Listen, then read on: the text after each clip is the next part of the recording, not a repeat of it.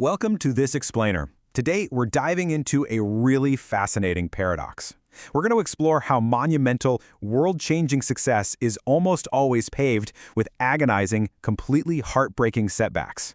We're looking specifically at the incredible life of Dr. APJ Abdul Kalam, India's 11th president and the man famously known worldwide as the Missile Man.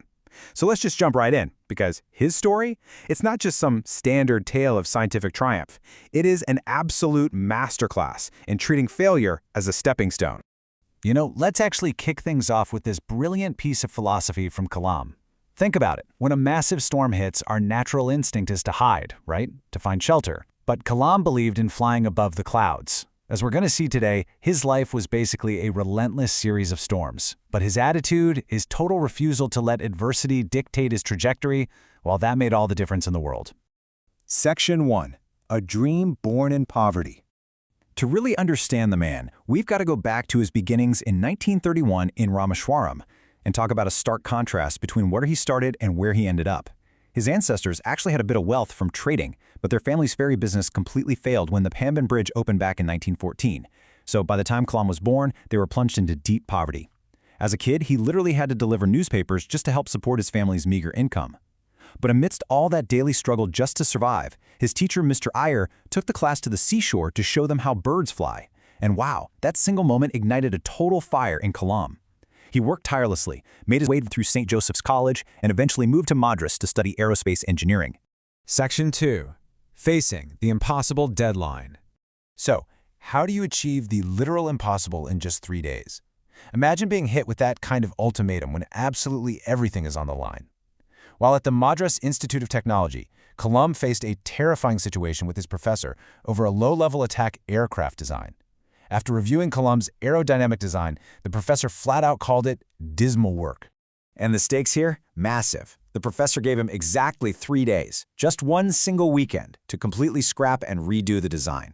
The threat hanging over his head was losing his scholarship. And remember his background. For Kalam, this scholarship wasn't just a perk, it was his absolute lifeline. No scholarship meant his education was over, finished. So, he worked straight through the night, skipped meals, totally ignored his own exhaustion, and somehow he met that impossible deadline. When the professor checked on him that Sunday morning, the results were so outstanding that he actually hugged Kalam. That terrifying trial taught Kalam something so profound. He learned that a mentor who pushes you to your absolute breaking point is sometimes your best friend. He realized that an impossible deadline is very often just an illusion, one designed to stretch your capabilities way beyond what you ever thought you could handle. Section 3. The Sting of Failure. Now I want you to think about the number 9. Just a single digit, right? But for Kalam, it represented a completely crushing blow. You see, his ultimate childhood dream wasn't actually to build missiles. He wanted to fly them. He desperately wanted to be a fighter pilot, so he applied to the Indian Air Force and fought his way all the way to the final qualifiers. But there were only 8 positions available, and Kalam, he placed 9th. He missed out on the one thing he wanted most in the entire world by a single spot. He was plunged into deep despondency, which is totally understandable. Seeking some kind of guidance, he was given this incredible piece of advice by a Swamiji. Accept your destiny and go ahead with your life. Rather than just wallowing in that crushing rejection, Kalam really absorbed this. He accepted his redirected destiny. He realized his path was simply pointing somewhere else, a realization that eventually led him to the Defense Research and Development Organization and later to the space program. Section 4. Public Failure and Leadership. Fast forward to 1979. Kalam was the project director for the SLV-3, which was India's first indigenous satellite launch vehicle. We are talking about a massive, high-stakes national project. And it failed spectacularly.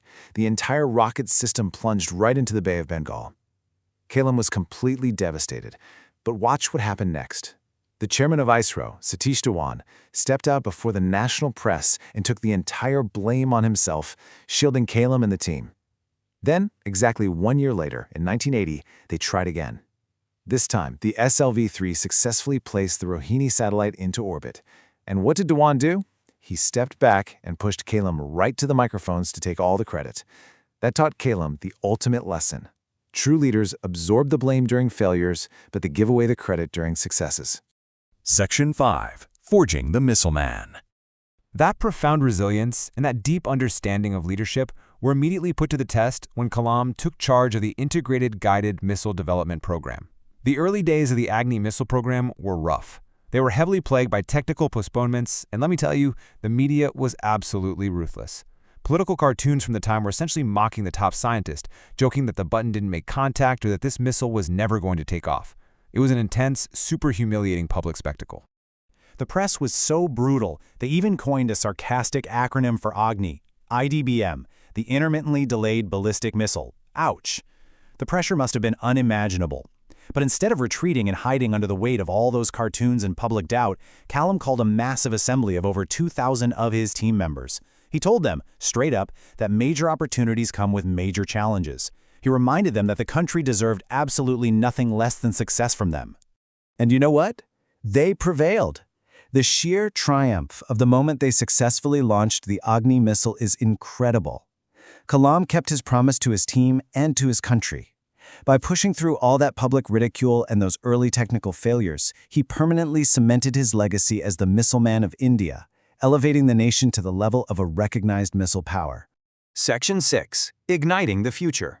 Kalam's life transformed from surviving personal hardships in a tiny town to literally shaping the destiny of an entire nation. And eventually, he became the president. But it was his lasting philosophy that truly ignited the future.